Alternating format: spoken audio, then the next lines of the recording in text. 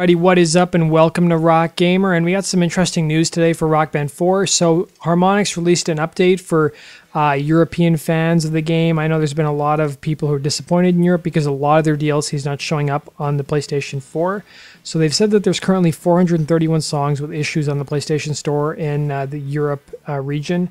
They also expected that this issue with not having the songs show up would be fixed a lot sooner than it actually was. They said while they made some progress on the North American side with the song showing up, Europe apparently has a different process than North America does. They also said that they've been working closely with Sony, who they seem to basically be largely responsible for the lack of DLC songs showing up.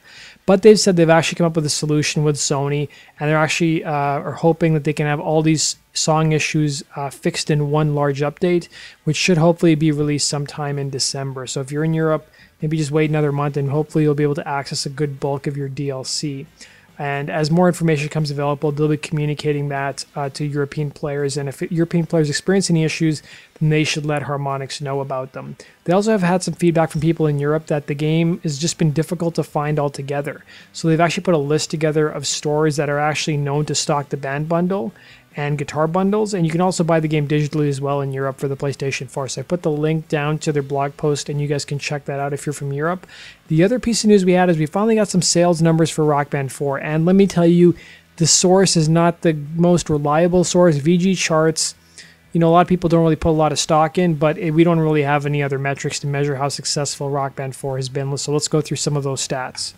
So according to VG Charts, and I guess these are worldwide sales, and these are physical copy sales. These do not include digital downloads on the Xbox One or the PS4.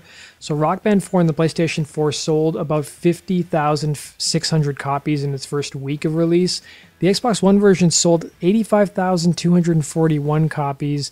Combined, they sold 135,837 copies. For comparison's sake, Rock Band 3 sold on the PlayStation 3 73,600 copies roughly in its first week, and the Xbox 360 version sold 115,000 copies roughly.